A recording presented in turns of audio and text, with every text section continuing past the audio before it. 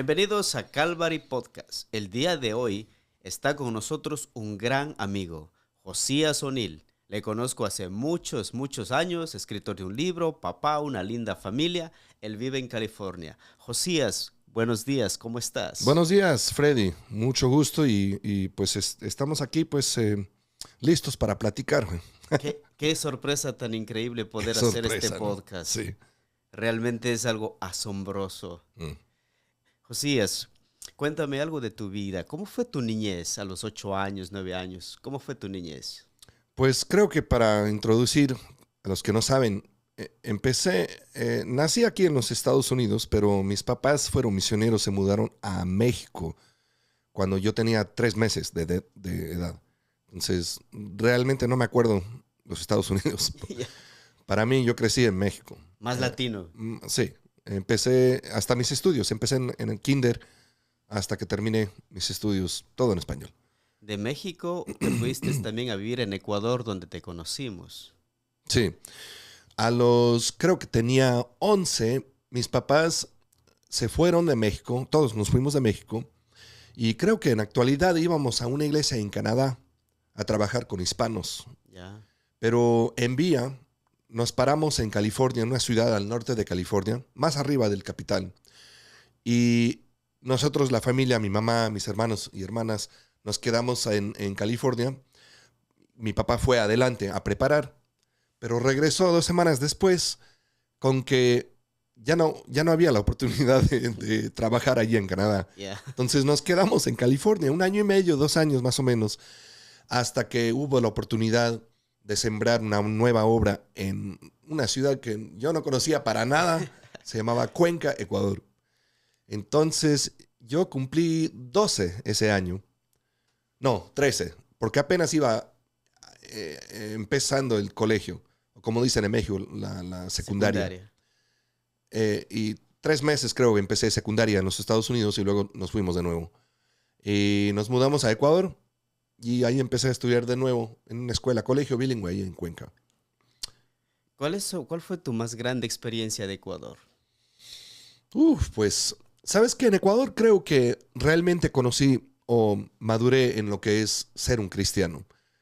Los hijos de los pastores o misioneros o todos, ambos, creo que luchamos mucho con el concepto de tener una relación con Cristo personal. Porque uno toma mucho por ventaja que tu papá es pastor y es como, es tu vida. Nunca pudimos, ¿cómo decir? Tuvimos una buena vida creciendo en un hogar que amaba a Dios y nos amaban a nosotros, pero a la edad de 14, fíjate, leí un libro, ahí cuando estaba en el colegio bilingüe, un libro se llamaba In His Steps en inglés, en sus pasos. Ya. Y se trataba de una época en 1800 algo aquí en los Estados Unidos, un señor, un pastor, que empezó a tomar serio las palabras ¿qué haría Jesús? ¿Se has visto las braceletas que tienen el WWJD? Sí. What would Jesus do? Ya. Y de eso viene originalmente, de este libro. Bueno, me acuerdo terminando ese libro y pensando, esto es algo que tengo que hacer yo mismo. Ahora, no significa que ahí empecé a ser, un sacerdote o algo así. pero ese fue un momento, how do you say, defining moment. Un momento definitivo. Sí, en mi vida. Pero no fuera por muchos años después que realmente lo viví. Uh-huh. Yo me salí del hogar, me vine acá a los Estados Unidos y en poco tiempo me uní al ejército. Y fui al combate, fui a Irak y durante esos años yo no iba caminando con Jesús. Uh-huh. Fue después de regresar del combate, después de mirar cosas terribles y cómo es el mundo sin Dios, uh-huh, que realicé que yo necesitaba una relación con Jesús, no porque mis papás me llevaron a la iglesia o porque mi abuela me decía, pero porque yo personalmente era pecador y necesitaba a Cristo en mi vida. ¿Te diste cuenta de eso después de vivir todo lo que viviste en el ejército, la Creo policía? que sí. Josías, pasaste del uniforme militar y el patrullaje policial, sí, al púlpito cultural.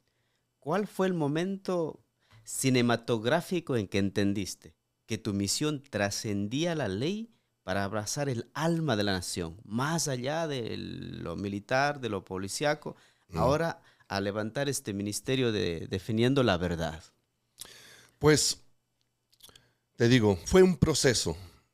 Eh, como ya te dije, empecé en el ejército aquí de los Estados Unidos. Fui médico de combate. Estuvimos en unos combates muy pesados. Mi unidad fue segundo en pérdida de vida en mi división. Eso me afectó bastante. Pero también por la primera vez en mi vida, mirando cómo es el mundo sin Dios. Después de ahí me pasé trabajé en lo que es militar privado. Ustedes conocen en Ecuador también el dueño, Eric Sí. Prince, que se llama. Ah, Prince, ya. En ese tiempo yo estaba trabajando como en protección alta amenaza. Volví a Irak 8 o 9 veces en total. Terminé con eso y nos entramos a lo que es ser policía. Empecé en Los Ángeles. Bueno, durante todos esos años trabajando en lo que es crimen, narcotraficantes, crimen organizado. Años después, eventualmente, regresé a la escena más grande cuando fui al Departamento del Estado, específicamente con la seguridad diplomática. Ahí fui agente especial y trabajé 4 años ahí, un poco más de 4 años. Y lo que me iba dando cuenta tras 20 años de servicio público, que todas las formas, todos los intentos de los hombres de lo que es la humanidad secular, ¿cómo se dice esa palabra? Human secularism. Humanidad secularizada. Ajá. Esa ideología que básicamente, no para sobresimplificarlo, es el remover Dios de todos tus pensamientos. Si no existe Dios, ahora el gobierno es Dios, digamos. Todos los intentos en muchos países terminaron todos iguales. Sufrimiento, muerte. Y cuando por fin, al final de mi carrera público, tuve la oportunidad, me dio una llamada una senadora aquí del estado de California y me dijo, oye, ¿nunca has pensado involucrarte en lo que es la política? Específicamente una campaña para el Congreso aquí de los Estados Unidos. Y ahí es cuando me puse a pensar que toda mi vida en el servicio público estaba, ¿cómo se dice en español? Downstream. O sea que... Preparándote. No, pero yo trabajé en lo que era las decisiones de los políticos. Ya. Y downstream en inglés significa que tú eres el producto de otra decisión más arriba. Respondemos a decisiones de otros. Sí, toda mi vida. Y realicé que esas posiciones políticas son muy importantes, porque bueno, si tienes la oportunidad de vivir en una república, esas personas los enviamos nosotros, Claro. escogidos para representarnos. Y todos los problemas que estaba mirando en la calle, con la droga, con las matanzas, y problemas culturales también, en lo que decimos aquí en Estados Unidos, la guerra cultural. Realicé que esas decisiones muchas veces son hechos por personas que nosotros escogemos. Deciden por nosotros. Sí. Entonces me di cuenta que tuvimos un problema. Tenemos una iglesia que dice, no me quiero involucrar en lo que es la política. Pero al mismo tiempo, Dios te ha dado el don, el bendición, digamos, de vivir en un país donde tú puedes escoger y mandar a esas personas a representarte. Y me puse a realizar que la iglesia no estaba presente. Bueno, acepté el ofrecio, o la idea, digamos, y empecé mi carrera o mi campaña para el Congreso. Eso duró 1 año y aprendí muchísimo. Es una industria muy feo, digamos. Mentirosos y engañosos. Sí. Claro. Bueno, pero yo y mi esposa también sentimos que fue una llamada. Y decidimos, Dios. cuando Dios te habla, hay que responder. Tienes que obedecer. Entonces nos fuimos. Bueno, aquí estoy contigo, obvio, no estoy en el Congreso, no gané, Yeah. pero salimos aprendiendo muchísimo sobre unas cosas y de eso quiero platicar un ratito. Yeah. Uno, había más de 3 millones de personas en el distrito del Congreso donde yo estaba ahí metido. Y había, no sé qué, 200, 300 mil cristianos registrados a votar. Esos son los estadísticos que pude mirar. Ya. Menos de 2% de esas personas vinieron a votar. O sea, totalmente indiferentes a la política. Totalmente indiferentes. Cientos de miles de personas, cristianos, no se involucraron en el proceso de su pueblo, de sus ciudades, del estado, del país nacional.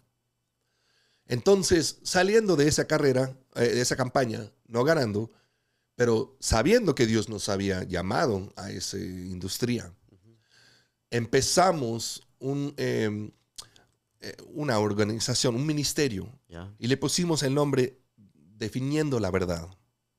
¿Por qué? Porque lo que nos dimos cuenta es que los políticos, es muy importante definir términos, ¿verdad? Definir los términos. Sí. Ajá. Y en la cultura, por ejemplo, damos un ejemplo. Ya, por favor. Si alguien te dice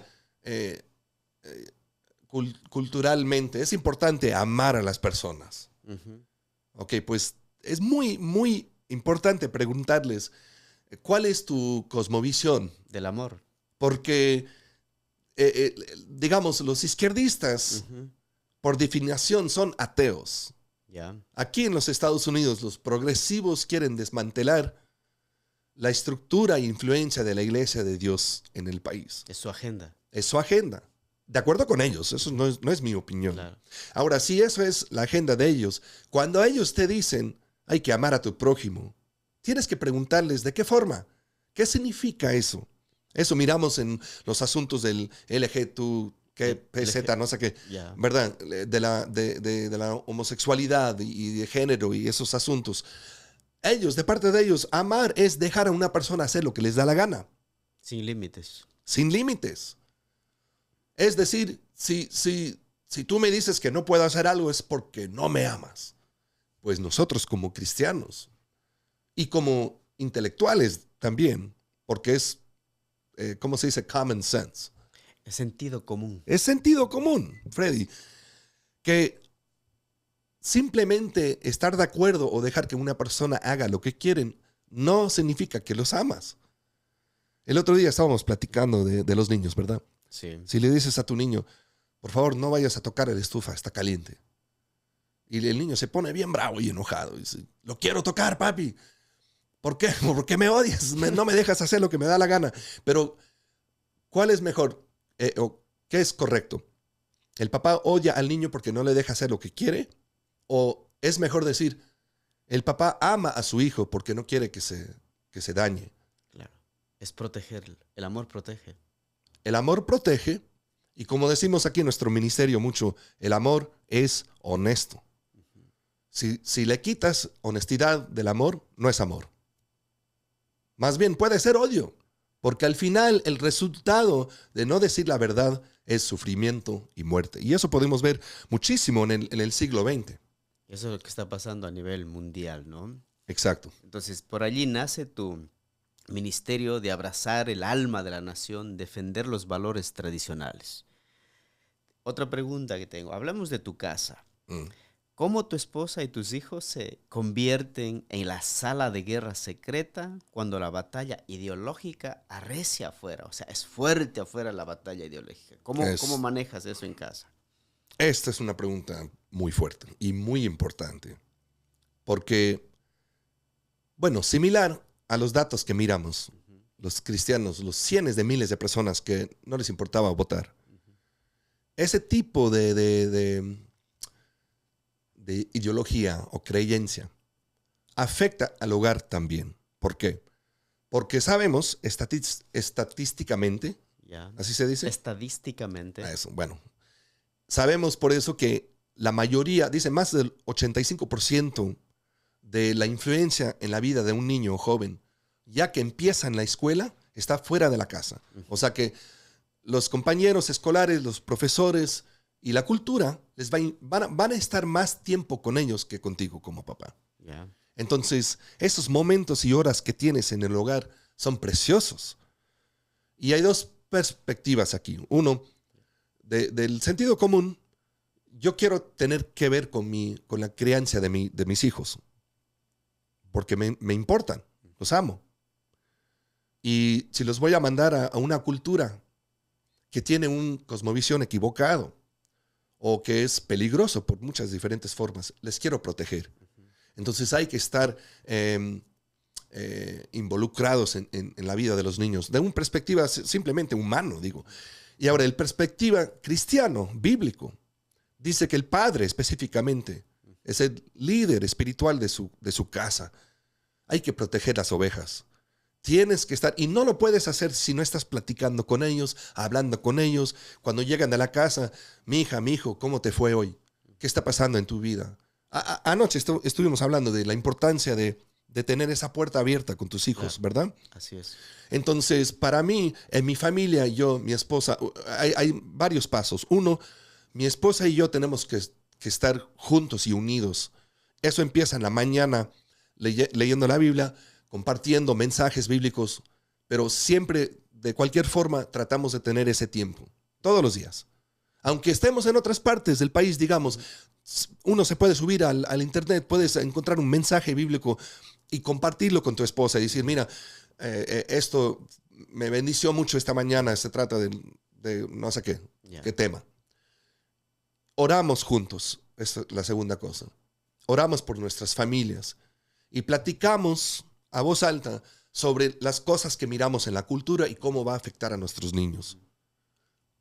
Segundo, eso es con mi esposa, porque si no estás unido con tu esposa, ya estás perdiendo la batalla. Claro. Pero unidos, segundo, vamos a los hijos.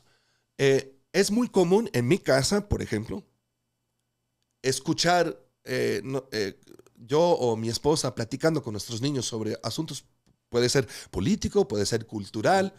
Ponte, estamos mirando algo en YouTube o algo así, y algo pasa que yo sé no está bien delante de Dios o no estamos de acuerdo con ese tipo de ideología. Le ponemos pausa y nos ponemos a platicar. Y les digo, ¿han escuchado esto en la escuela o con sus amigos? Sí, me dicen sí. Y les digo, ¿qué piensa? Les hago preguntas, porque es bueno preguntar, ¿no? Y dejar que ellos en sus mentes procesan su propia ideología, pero Claro. voy guiándole.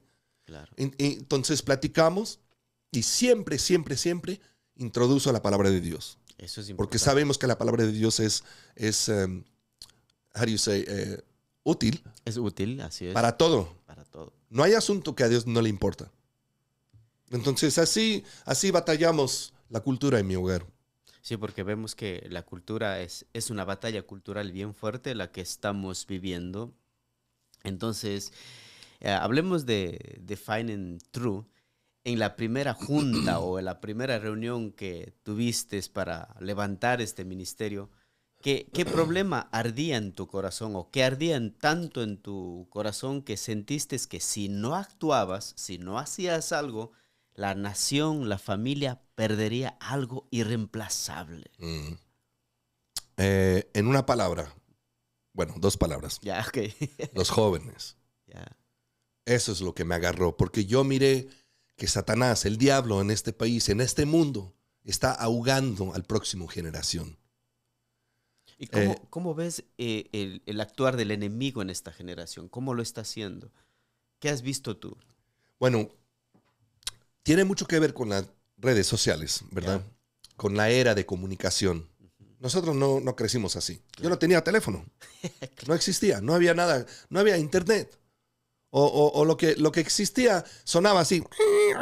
¿Te acuerdas? Sí, Y claro. tardaba 20 minutos en En prender y no conectarse. hacías nada. Claro. Solo revisar emails. Las noticias, tal vez. Entonces, la era de la comunicación libre ha cambiado todo. Estos niños están involucrados en cosas que normalmente, o anteriormente, mejor dicho, una persona no miraba hasta que tenía 20, 25 años, hasta salir de la casa.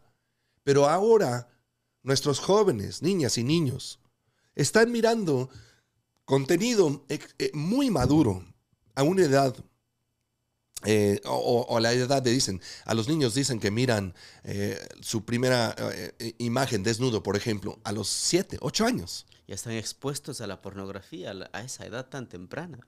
Y no solo eso, pornografía, que es un problema extremo, pero también a una sociedad fuera del control de los papás.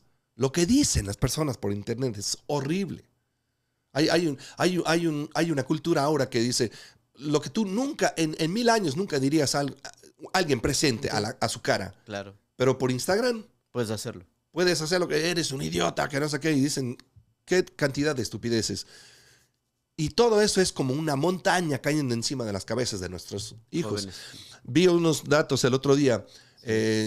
Ha habido más de 200% increase en, ¿cómo se dice? Crecimiento. Crecimiento en depresión y suicidio.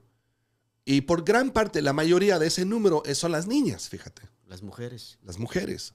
Por lo que miran por redes sociales y están desesperados, llenos de ansiedad, depresión, porque este mundo solo sabe mentir. Uh-huh. Dicen que amar es amar, hablan del amor y la unidad, pero las soluciones que ofrecen resultan en sufrimiento y muerte. Eso es como no miran en las consecuencias a largo plazo. No. No están mirando. Entonces fueron los jóvenes que estuvieron en tu corazón y siguen en tu corazón. Sí. Luchar por ellos. Ya. Tú escribiste un libro y el libro se llama Defining Truth. Ajá.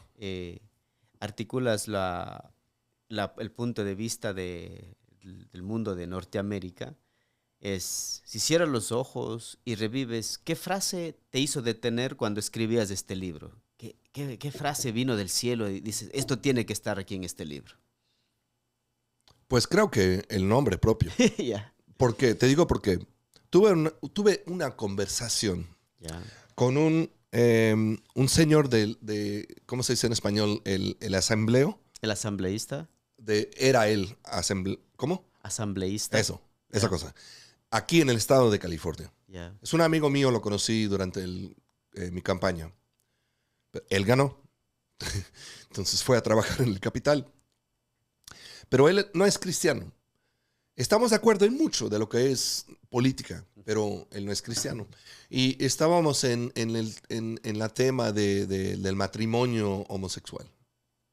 Y hubo un voto aquí en California donde un grupo de cristianos estaba tratando de proteger el concepto de la familia entre un hombre y una mujer criando niños.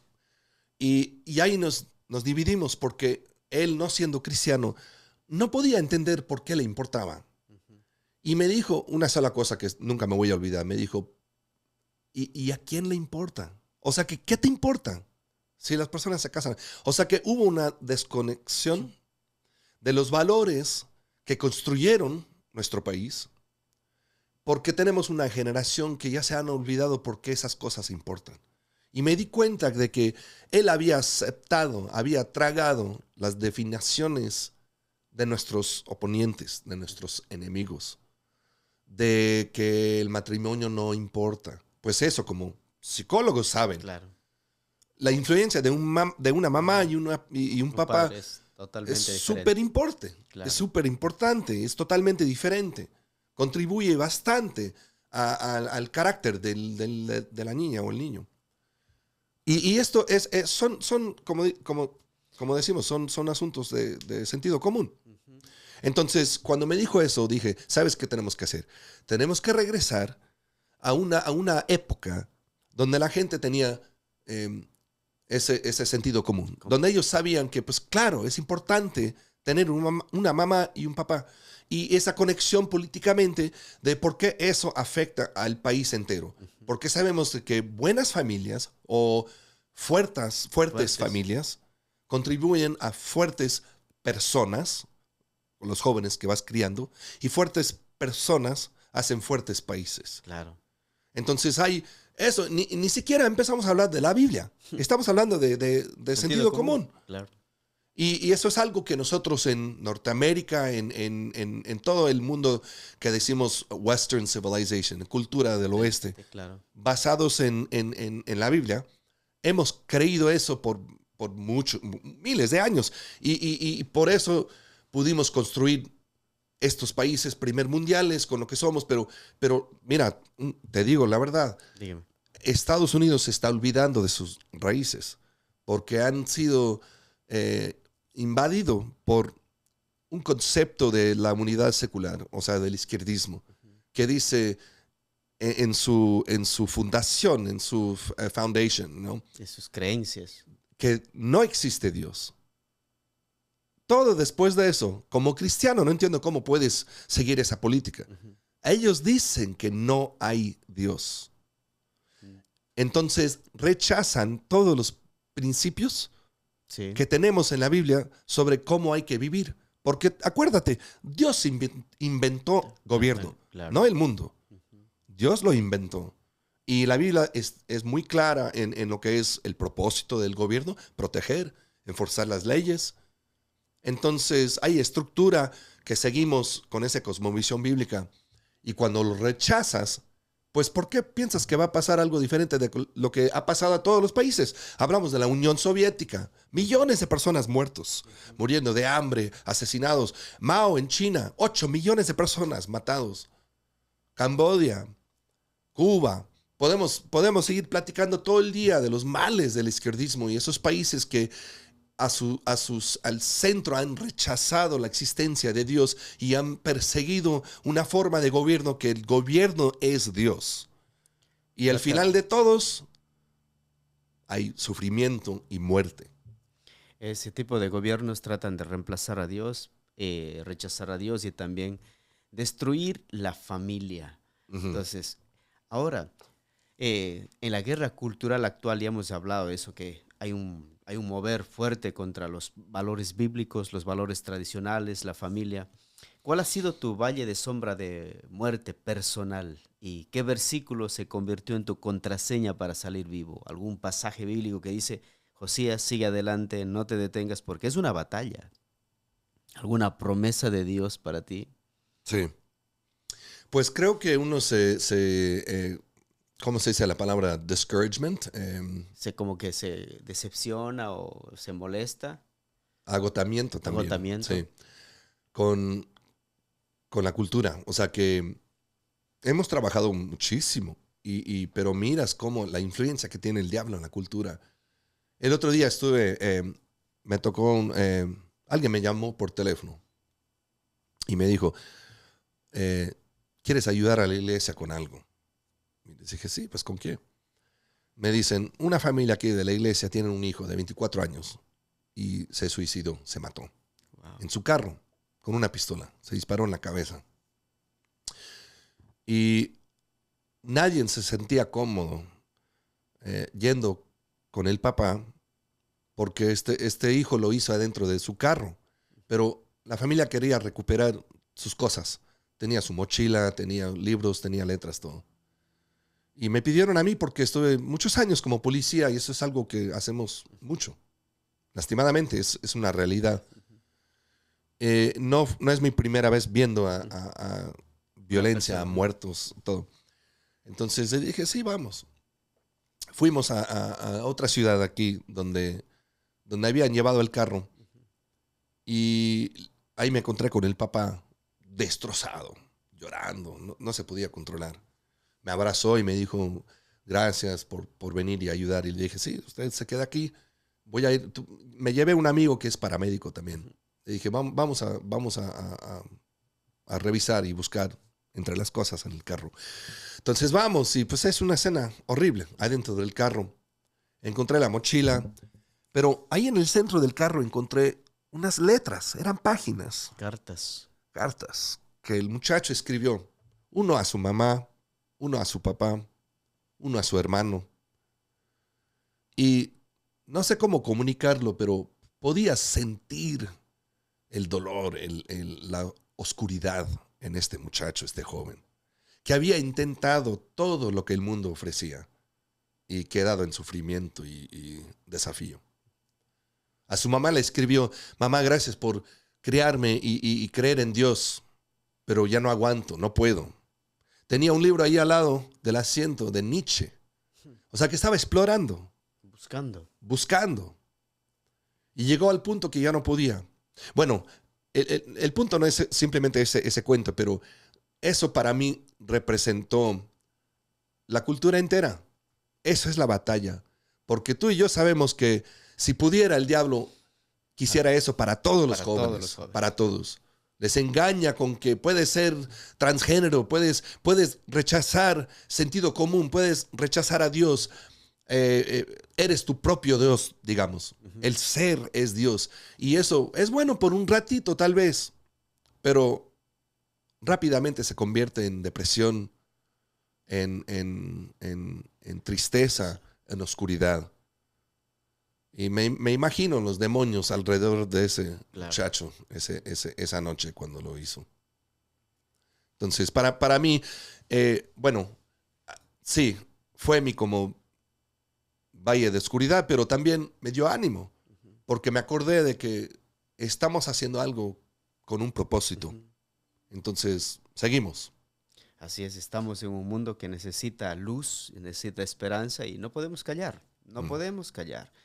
Si pudieras interrumpir, el scroll infinito de la generación Z con una notificación push divina, ¿qué verdad de 10 palabras les mandarías ahora mismo a esos jóvenes que están en la oscuridad? A ver, ¿cómo decir en español? Déjame buscar una palabra, la voy a buscar, pero sí tengo la respuesta. Es increíble el internet para ayudar cuando tienes preguntas. Sí, claro, está bien. No hay problema. Vivimos en una sociedad que los jóvenes necesitan esperanza y Josías es uno de los hombres que Dios está levantando para traer esperanza, verdad y sentido común a la vida de los jóvenes. Josías. Ya, ok. Les diría esto, si podía mandarles a todas sus redes sociales. Boom. Le diría esto. La respuesta no está en ti mismo. Jesús pagó por ti. Eres libre y amado. O sea que no busques la solución en tus propias fuerzas. Jesús ya hizo. Él pagó por ti. Así que eres libre y estás profundamente amado. Porque la verdad es que lo que miro, esta generación está buscando eso. Están buscando amor, aceptancia. Ser aceptados, valorados. Ser aceptados, valorados. Pero yo les diría eso. La respuesta no está en ti mismo. Porque eso es en directa oposición a lo que esta cultura está diciendo. Dicen, la respuesta está en ti. Nadie te puede decir no. Y si te dicen no, no te aman. Y ese simple concepto destruye a naciones. Porque personas o naciones como personas no pueden en su mismo. Necesitan de alguien más. Exacto. ¿Alguna vez has tenido un testimonio de un joven que ha cambiado su vida escuchando tu podcast? ¿Sabes qué? Creo en los últimos 3 o 4 meses fui sorprendido. Porque varias personas se han acercado y pues yo no conozco quién escucha el podcast. Se va a las redes. A las redes y ya quién sabe qué hace. Dios se encarga de ahí. Pero 3 diferentes personas se han acercado y me han dicho que estamos escuchando, pero vienen con hambre, quieren más, quieren ser discipulados. Entonces creo que Dios nos está dando una visión, porque ahorita estamos creciendo mucho como ministerio. Tenemos una conferencia planeada en mayo de 2026. ¿Ya? Y el enfoque está en las edades de 15 hasta 30. Ya, jóvenes adultos. Ajá.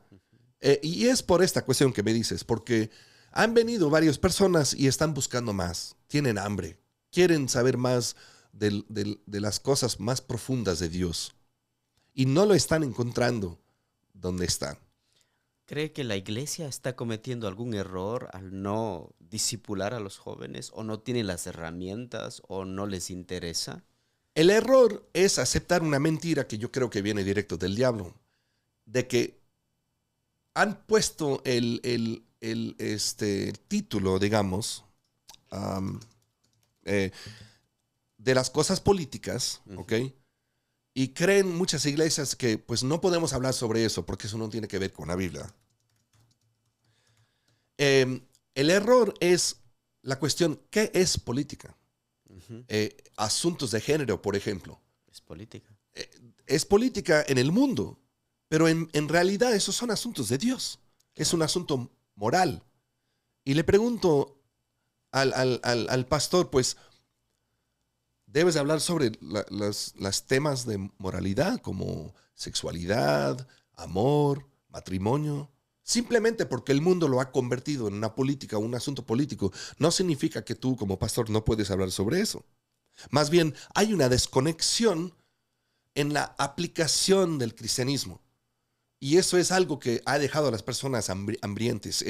Por ejemplo, es muy, muy importante conectar las enseñanzas de la iglesia a, por ejemplo, los lugares de empleo.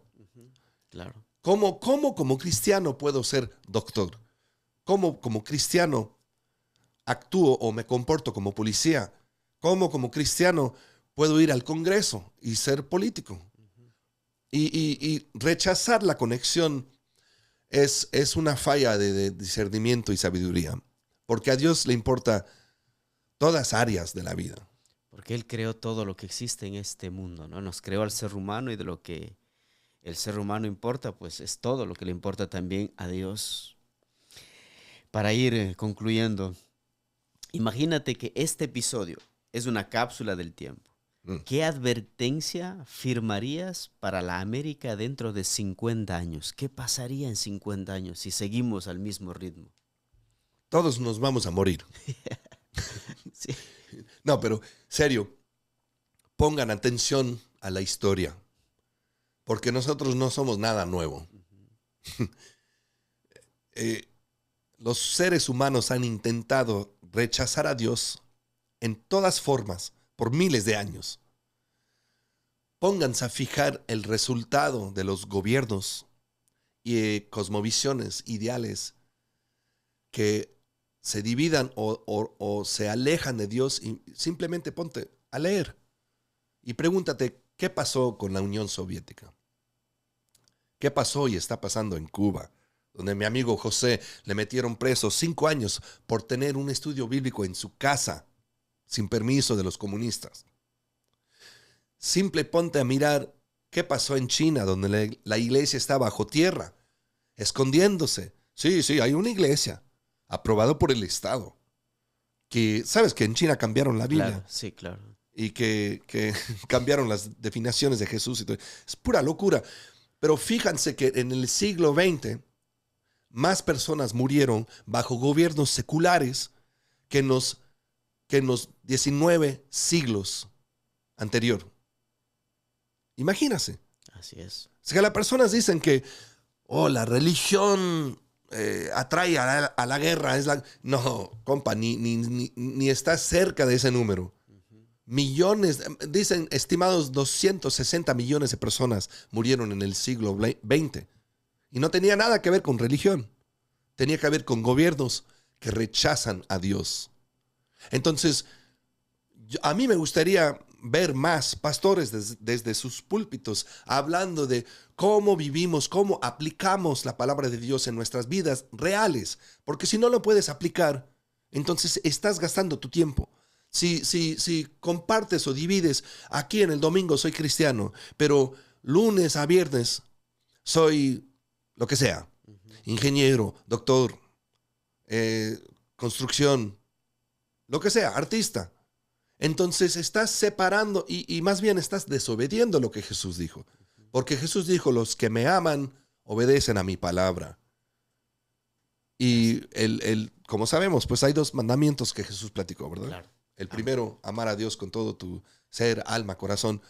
Y el segundo, amar a tu prójimo como ti mismo. Yo no sé mejor forma de amar a tu prójimo que poner atención y estar involucrado en la política. A votar. ¿Por qué? Porque no vivimos bajo Nero en el Imperio Romano. Claro. Vivimos muchos de nosotros vivimos en repúblicas constitucionales, donde usted tiene la opción de tener a voz alta a representar lo que es correcto, moralidad y la palabra de Dios. Tienes la libertad de hacer eso. Cuando llegas al cielo y Dios te pregunta, ¿tú naciste en el norte de Corea? Donde matan a cristianos y tienen que dar alabanza al líder. No, nací en una república. Qué bien. Me imagino el ángel preguntándome, en las repúblicas, ¿cómo se llama? ¿Ustedes tienen un rey, una reina? No, en las repúblicas no. Ah, pues, ¿qué tipo de gobierno tienen? Ah, es un gobierno representante del pueblo. Ah, o sea que el pueblo es rey. Ah, ok. Entonces ahora estamos leyendo la Biblia desde otra cosmovisión, porque cuando platicamos de gobierno y reyes y someter a las autoridades, en las repúblicas, las autoridades es una combinación de personas seleccionados y el pueblo que tiene voz. O sea que usted tiene un don, un regalo de Dios de poder inyectar moralidad y una cosmovisión bíblica en el proceso cívico de la política. Podemos hacer la diferencia no solo dentro de casa, no solo dentro de la iglesia, sino también en la sociedad. Y se puede hacer en la política, en el arte, la música, la ciencia, la educación. Josías, muchas gracias por estar con nosotros, pero quiero que terminemos con esta frase. Vamos a verlo. Dice, termina esta frase para nuestra audiencia y dales un reto concreto. Si realmente quieres defender la verdad esta semana, tu primer paso práctico es... Lee tu Biblia. Ya. Ese es el primer paso práctico. Pero, serio, te digo por qué. La palabra de Dios es vivo. No es como estos documentos políticos de los cuales hablamos. No es como un libro que fue escrito hace 100 años. Es la palabra de Dios vivo, que aplica a cualquier situación. Puedes leer el libro de Juan, por ejemplo, 1000 veces y cada vez que lo lees vas a entender algo diferente, porque a través de la palabra de Dios el Espíritu Santo habla al corazón. O sea que no me importa si es algo político o un problema que tienes en la escuela o en el negocio, en el trabajo, Dios habla a través de su palabra. Las personas que vienen y te dicen Dios me dijo, yo no quiero saber nada más. No me vayas a decir que Dios te dijo porque tuviste un sentimiento. Claro. Ha de ser el burrito que te comiste. Claro. Sí, pero si me dices, ¿sabes qué? Estaba leyendo mi Biblia hoy y miré que Pablo hizo esto, o en Juan Jesús dijo esto, y luego empiezas a entender cómo la palabra de Dios aplica a tu situación. Sin falla, sin duda, cada vez que tengo un problema, tengo unas cuestiones, busco soluciones en la palabra de Dios. ¿Por qué? Porque la palabra no solo how do you say, equip? No solo te equipa. Te equipa, pero te calma. Claro. Te da una paz que sobrepasa entendimiento del mundo. Eso es como ir al armario y armarte para la batalla con la palabra de Dios. Entonces, mi respuesta es, lea la Biblia. Excelente. Y bueno, si podemos agregar, busca buenos pastores, buenos enseñadores. Sea siempre creciendo más. Aprendiendo más. Nunca dejes de aprender. Lea más libros, lea la Biblia, escucha buenos mensajes y ama a Dios y a tu familia. Y mira los podcasts de Josías O'Neill. Eso también. Josías, definiendo la verdad. Josías, gracias por estar con nosotros. Un último mensaje para nuestra audiencia, para Calvary Chapel. Pues lo que acabo de decir, creo. Está bien. No, Deseo que seguimos creciendo como movimiento y como cristianos. Creo que muchos hombres se deben de preguntar, míranse en el espejo y pregúntanse, ¿soy hombre o soy niño? Dejo que mi esposa les platique a las mujeres, pero a los hombres ahorita quiero decir, claro. Míranse en el espejo y pregúntanse, ¿soy hombre o soy niño? ¿Y qué dice la Biblia sobre eso? ¿Cómo debemos de comportarnos como hombres? Y vaya preguntando, en eso tal vez soy niño. En esta situación fui niño. Y Dios quiere que seas hombre. Sea hombre. Eso es decir, ama a Dios con todo tu corazón. Aprende y lee la Biblia todos los días. Ama a tu esposa fielmente. Sea padre, sea hombre y ama a tus niños también como Cristo te ha amado. Porque el mundo necesita hombres fuertes. Hombres débiles. Lea la historia, lo que pasa cuando los hombres son débiles. Todo el mundo sufre. Gracias, Josías. Ha sido Calvary Podcast. Nos estaremos viendo en una próxima ocasión con un próximo episodio. Que Dios les bendiga. Muchas gracias.